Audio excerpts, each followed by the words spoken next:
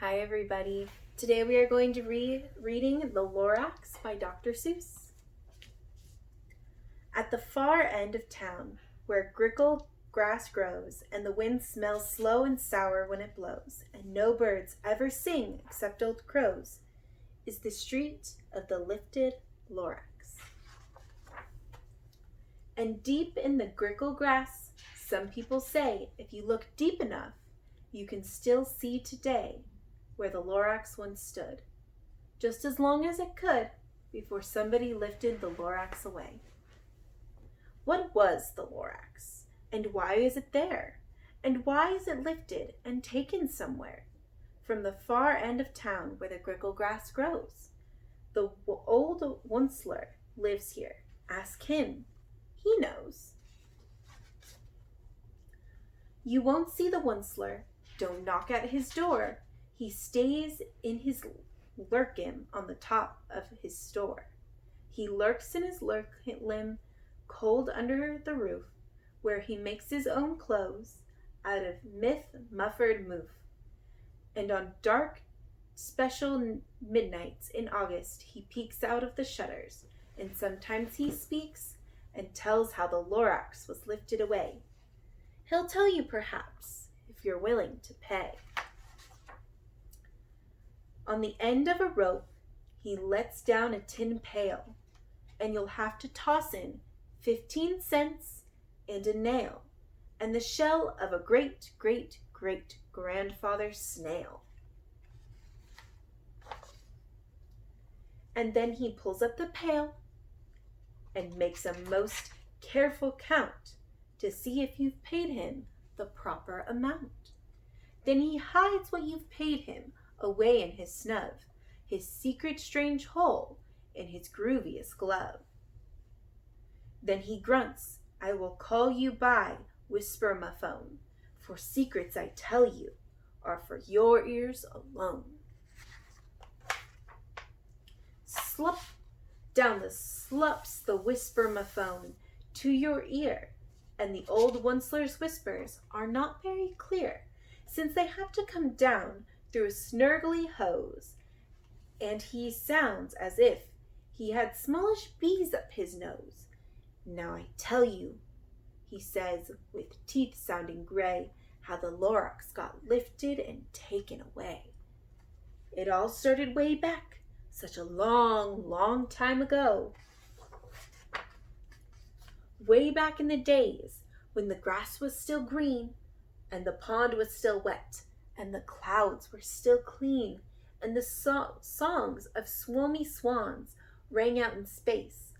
One morning I came to this glorious place, and I first saw the trees, the truffula trees, the bright, colorful tufts of the truffula trees, mile after mile in the fresh morning breeze.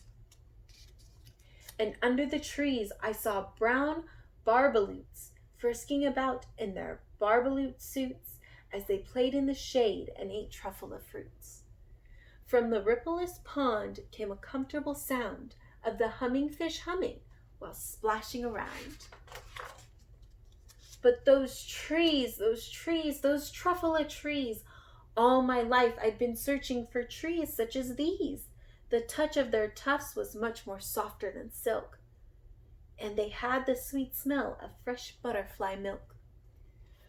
I felt a great leaping of joy in my heart, and I knew what I'd do. I unloaded my cart. In no time at all, I had built a small shop. Then I chopped down a truffula tree with one chop. And with great skillful skill and with great speedy speed, I took the soft tuft and I knitted a thneed. The instant I'd finished, I heard a gazump. I looked. I saw something pop out of the stump of the tree I'd chopped down. It was sort of a man. Describe him? That's hard. I don't know if I can. He was shortish and oldish and brownish and mossy, and he spoke with a voice that was sharpish and bossy. Mister, he said with a sawdusty sneeze, I am the Lorax. I speak for the trees. I speak for the trees, for the trees have no tongues. I am asking you, sir, at the top of my lungs. He was very upset. He shouted and puffed, "What's the thing you've made out of my truffula tuft?"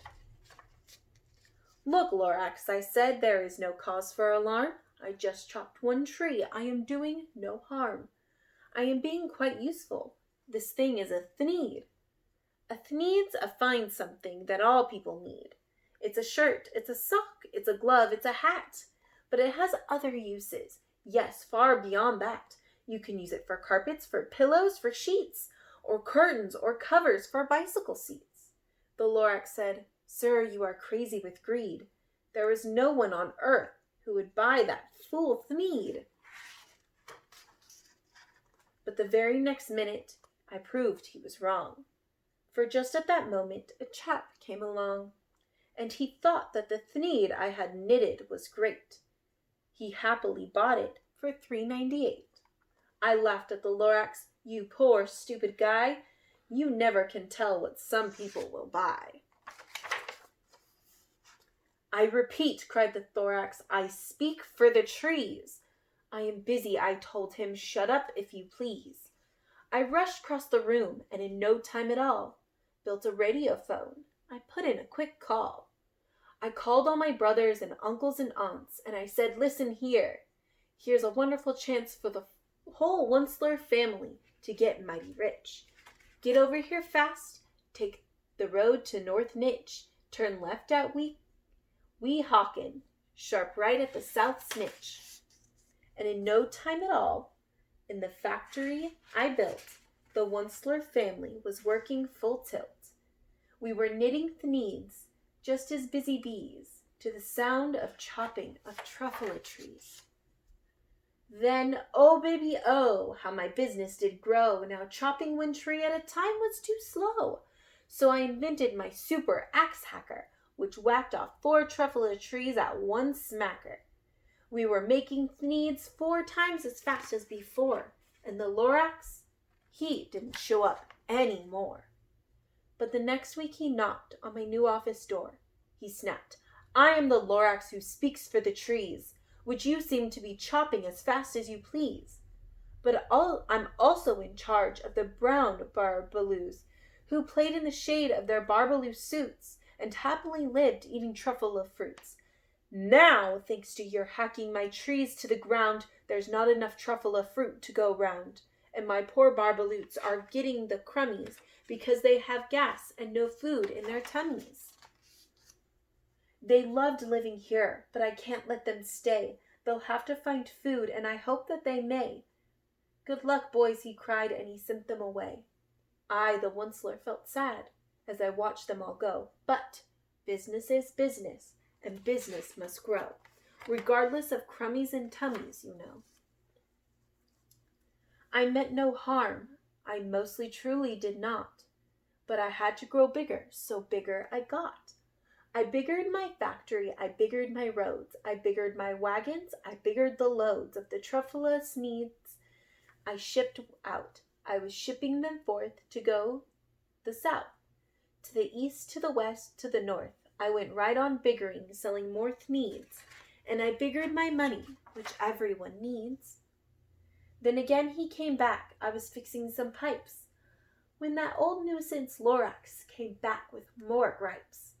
"I am the Lorax," he coughed and he whiffed, he sneezed and he snuffled, he snargled, he sniffed.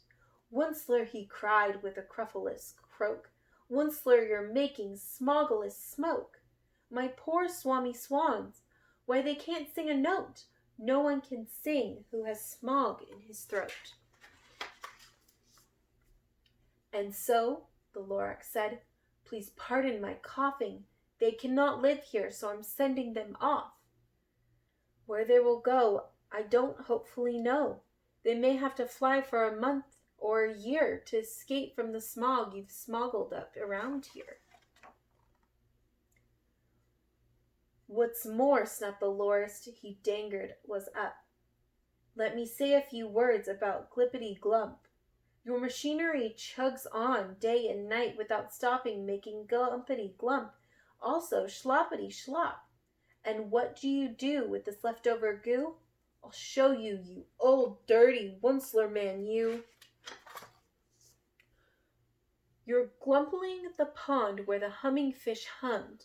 No more can they hum, for their gills are all gummed. So I'm sending them off.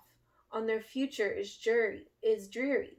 They'll walk on their fins and get woefully weary in search of some water that isn't so smeary. And then I got mad. I got terribly mad. I yelled at the Lorax, "Now listen here, Dad. All you do is yap, yap, and say bad, bad, bad, bad. Well, I have my rights, sir, and I am telling you. I intend to go on doing just what I do. And for your information, you Lorax, I'm figuring on bigger, and biggering and biggering and biggering, turning more truffula trees into thneeds, which everyone needs." And at that very moment we heard a loud whack. From outside the fields came a snicketing smack of an axe on a tree. Then when we heard the tree fall, the very last truffula tree of them all. No more trees, no more thneeds, no more work to be done. So in no time my uncles and aunts, everyone, all waved me goodbye. They jumped into my cars and drove away under the smoke-smuggered stars. Now all that was left, 'neath the bad-smelling sky, was my big empty factory, and the Lorax and I. The Lorax said nothing, just gave me a glance, and just gave me a very sad backward glance, as he lifted himself up by the seat of his pants. I'll never forget the grim look on his face when he hoisted himself and took leave of this place, through a hole in the smog without leaving a trace. And all that the Lorax left here in the mess was a small pile of rocks with one word, unless. Whatever that meant, well, I just couldn't guess. That was a long, long, long ago. But each day since that day, I've sat here and worried away. Through the years while my buildings have fallen apart, I've worried about it with all of my heart. But now, says the Wunsler, now that you're here, the word of the Lorax seems perfectly clear. Unless someone like you cares a whole awful lot, nothing is going to get better. It's not. So, catch, calls the Wunsler. He let something fall. It's a truffula seed, the last one of all. You're in charge of the last truffula seeds. And truffula trees are what everyone needs. Plant a new truffula, treat it with care. Give it clean water and feed it fresh air. Grow a forest, protect it from axes that hack. Then the Lorax and all of his friends may come back. The end. Thank you.